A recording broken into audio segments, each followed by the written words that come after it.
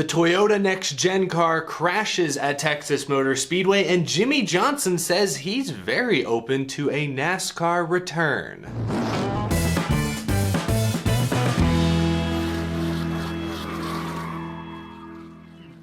How's it going, y'all? My name is Eric and welcome to Out of the Groove. I hope you all have had a fantastic week. We've made it to the final weekend of this Olympic summer NBC break. NASCAR will return next weekend at Watkins Glen, but we've got some things to catch up on today from this past week. A couple of stories that seem to have slipped under the radar just a little bit. Let's begin though with something I saw on Twitter yesterday. Ryan Pistano, who's a very talented designer, tweeted these photos out of what appear to be 2021 NASCAR playoff merchandise, and he makes an observation. It appears as though the yellow Sprint Cup era playoff windshield banners and spoilers will be returning this year. The last time we saw yellow spoilers in the playoffs was 2016. Since then, we've seen green windshield banners and spoilers during the Monster Energy days. Last year, they tried like a kind of silver banner design. Wasn't super noticeable or eye-catching, but if these t-shirt designs are any indication, the yellow banners are back. Interesting decision. The yellow banners have always been my favorite. I didn't like the murky green Monster Energy colors, even though I just realized I'm wearing like a Monster Energy color shirt. But I wasn't a huge fan of that green on the race cars, mainly because it kind of clashed with most of the paint schemes. There's not a whole lot of green cars in the field, so that green just kind of seemed to drag a lot of paint schemes down, in my opinion. Last year, the silvery colors, like I said, it was just kind of hard to notice. It was kind of pointless. The Sprint Cup era yellow has always been my favorite, but kind of like the Monster Energy issue, that color is gonna clash with some paint schemes. I mean, just look at this Denny Hamlin design. That yellow kind of sticks out. It is eye-catching for sure. You'll be able to spot a playoff driver, a playoff car from a mile away, so I guess that's a good thing. I am surprised they're going back to the yellow. I mean, I guess the Truck Series is blue, Camping World colors. Xfinity Series is red, Xfinity colors, so yeah, Cup Series is yellow. That's the third primary color on the spectrum. And I mean, the current NASCAR logo has yellow, red, and blue in it, so I guess it makes sense for the Cup Series to be the yellow colored series. I'm just surprised to see the color return, because when I see it, the first thing I think of is Sprint, and Sprint's not paying for that anymore, but I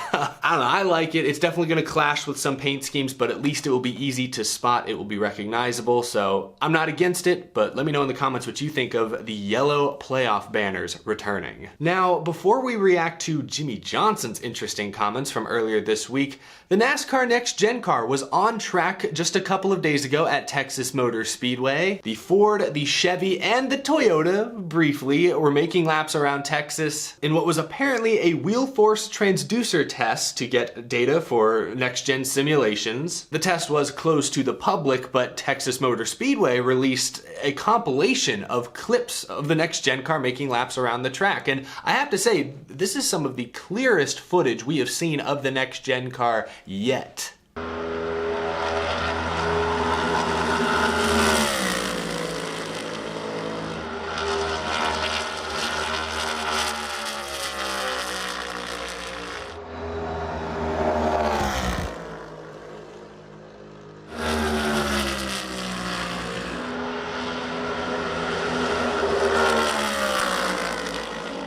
Take all this with a grain of salt, but a few observations I made. First, the cars do sound different. We've known that for months now. There's a deeper, growlier snarl to the engine. I think it sounds good in some places. In other parts, it does sound a little too much like that. I think it's interesting because this should be the same exact engines that the Cup cars are running today, so it's all about how the exhaust is configured. I wonder if that will be tweaked at any point to maybe adjust the tone that the engine is making. The second observation I made was, yes, this is just a test. I don't know if they're going full speed or anything like that, but it sounds like there's an awful lot of on throttle time in the corners. Now, some of that's Texas Motor Speedway, still a freshly repaved track that has not worn out a whole lot, so like around 3 and 4, it's pretty easy to stay wide open for long periods of time, but even it looked like in turns 1 and 2, didn't hear a lot of off throttle time, so some questions there, of course. What kind of racing is NASCAR hoping to create at intermediate tracks with this car? Still getting some conflicting messages there. But the third observation that I made, and I'm sure many of y'all noticed this, is, well, where's the Toyota? Where's the Camry, where they only showed clips of the Camaro and of the Mustang? Well, folks, the Toyota was there, and as Denny Hamlin notes, the key word is was in the past tense. The car sounds like is no more. So I'll show you this Bob Pockrass tweet again where he says, oh yeah, there is a test today. Denny Hamlin, Toyota driver and team owner, replied with was. And then clarified, I'm not the grammar police, I'm speaking in the past tense of the TRD car. Rest in peace. Super sleuth Bob Pockrass then asked Toyota if its next-gen car crashed, and the response he got was, there was an issue with our car yesterday at testing in Texas, but got no additional details. So unfortunately there's no photos and there's no video of the next-gen car crashing, at least that has been made publicly available. But it certainly sounds like Drew Herring, who is driving the Toyota in this test, slipped in the PJ1 perhaps and wiped out. Now in that Bob Pockrass tweet, Drew Herring is okay. Of course, there were questions earlier this month about the next-gen car safety, but remember a couple weeks ago, NASCAR did finally approve it from a safety perspective. Their independent panel of experts approved it as well, and so actually in the last couple weeks, next-gen chassis have been shipped out to all of the Cup Series teams to begin assembling. Now this is not the first time the next-gen car has spun out or crashed in a test. William Byron was the first driver all the way back at Auto Club, I believe, early in 2020 to spin out. There have been conflicting reports about if there was any damage sustained, how damaged the car got in that test, but point is, it's clear the next-gen car is a little edgy by itself, edgier than the current Gen 6 is, at least with the 550 horsepower package. Could also just be Texas Motor Speedway. We've seen plenty of drivers get just a little bit too high into that PJ1 where it hasn't been activated, hasn't been heated up yet, and it's very easy to slip and slide and spin out. It could just be Texas Motor Speedway. I'm not putting this on Drew Herring. Drivers spin out in tests and practices all the time. Obviously, I wish we had a video of the incident. You know, the more information, the better for me. I wish we could see if it looked like it was more, the next gen being hard to drive and getting loose, or if it was just Texas Motor Speedway being Texas Motor Speedway. Either way, the next gen car crashed and the driver was okay, and they crashed at a high-speed racetrack. Texas Motor Speedway is still very quick. That is interesting news. Now, I wonder how early on in the test did the Toyota car crash, because there's absolutely no footage in that little Texas Motor Speedway compilation I showed you of the Toyota. So did they get the chance to make many laps? Could this set Toyota behind the other manufacturers? I have no idea what kind of information is being gathered or what parts of that information is being shared, if any, between the several manufacturers. So I don't know what kind of short or long-term effect this will have on Toyota specifically, but definitely newsworthy, something that not many are talking about because not many seem to know exactly what happened. Denny Hamlin sounds confident that the car is kaput. Goodness gracious. Now, the last story I want to get to this week, another one that hasn't been getting discussed much lately because he kind of let it slip at the end of this clip. Bob Pockrass again speaking to Jimmy Johnson. That's right, IndyCar driver Jimmy Johnson. Oh ho ho. And Jimmy Johnson talked a little bit about his future IndyCar plans, as well as the potential of him stepping back behind the wheel of a NASCAR car. And here's some of what Jimmy Johnson said. I feel like I'm very near the cap of races that I would want to run in a year. I'm at 17 and kind of 17 to 20 is that number I've been aiming for. But if a great opportunity came along, I definitely look hard at it, and probably do it. I'd probably do it, Jimmy Johnson says when asked about the possibility of racing in the Cup Series once again. That's surprising. Now, Jimmy Johnson this year in 2021 has, I believe, 13 total IndyCar races on his schedule. He's run about half of them, I think, so far. He's also thrown a couple of IMSA races in there. I don't know his full schedule for the 2021 season, but he mentioned that he wants to keep his schedule under 20 races a year. So based on what I know of his schedule this year, I think that leaves room for maybe one or two Cup Series races if an opportunity came up, as he says. But I gotta say, I was taken aback a bit by Jimmy Johnson's comments there.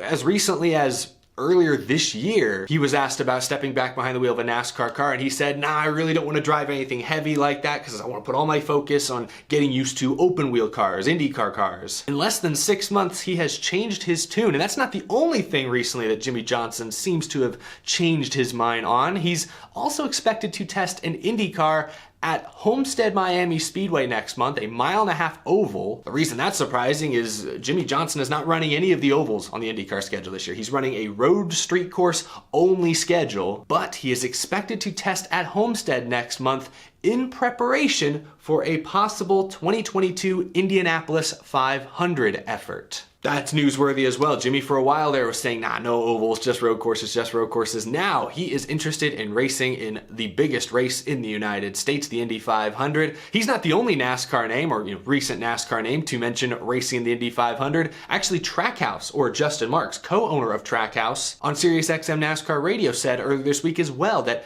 his team is possibly interested in fielding an Indy 500 entry. I don't think that I would say no to any possibility for the future for this brand. I mean, I'd love to go to the Speedway and run a Trackhouse car in the Indy 500, and I've already started having discussions like that just to see what something like that would look like. So I don't think that there's any limit to how big our dreams can be around this company. Now, I know this is not an IndyCar show, but you've got two of the biggest names from the NASCAR world talking candidly about attempting next year's Indy 500. Jimmy Johnson's under contract with Chip Ganassi. Good chance if he does run the Indy 500, it will be in a Chip Ganassi prepared car. But Trackhouse's statements earlier this week have led some to speculate that maybe Jimmy Johnson will drive for Trackhouse in the Indy 500 in collaboration with Chip Ganassi. Of course, Trackhouse just announced they're buying Chip Ganassi's Cup Series operation for next season, so they have a relationship. Maybe there's something there. That's all speculation. I would imagine that Chip Ganassi would want Jimmy Johnson in one of his cars, just from a marketing standpoint alone. But anyway, the takeaway from all of this is that Jimmy Johnson is clearly open to expanding his motorsports schedule and expanding the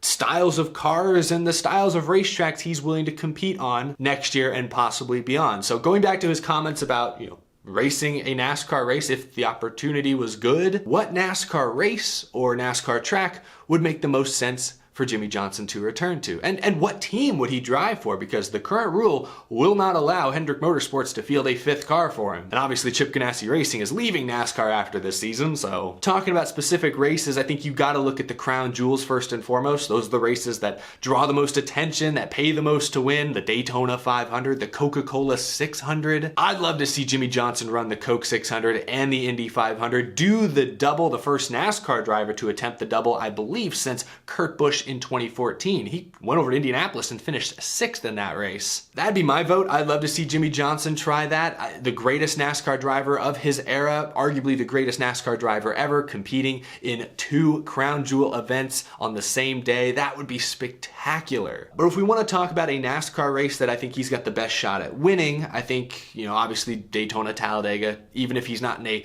top ride, even if he's driving like a Trackhouse prepared car maybe, or some other affiliate Chevy car, he can still win at Daytona and Talladega. Anyone can theoretically win there. Or maybe Martinsville, or a short track like that. What about Auto Club Speedway? Of course, he'd have to wait until 2023 to see that turn into a short track, but maybe he wants to race on the 2-mile version one final time, or he'll be really interested and race in the 2023 short track debut at Auto Club. I think these are all very real possibilities, so leave a comment down below. What track, what race would you like to see Jimmy Johnson make his NASCAR return in? Again, this is no guarantee. I don't know that it's likely Jimmy Johnson races NASCAR again. I think he will. I think Jimmy Johnson will run at least one more NASCAR race before it's all said and done. May not be a Cup Series race, although it probably would be. But regardless, I think we have not seen the last of Jimmy Johnson behind the wheel of a stock car in a competitive environment. The question now is when, where, and with who? Or with whom? Is it who? Whom? I have no idea. But what do you make of Jimmy Johnson's comments right there? Let me know down in the comment section below. That's all I've got for this week on Out of the Groove. Be sure to subscribe if you're new to the channel. We talk NASCAR news, rumors, predictions, race reviews almost every single day. So subscribe so you don't miss any future content. And as always, a huge thank you to my fantastic Patreon supporters. I couldn't do this show without your tremendous support. One final off weekend, folks. We can make it. We are almost there. Then it's the final push to the playoffs, and then the NASCAR playoffs are upon us with those yellow windshield banners and spoilers returning. Everyone rejoice. The classic yellow is back. Let me know what you think about the colors. I'm excited about it. It's a blast from the past. I like it. Anyway, y'all, that's all I've got. Thanks for watching. Have a great weekend, and I will see you all again in the next video.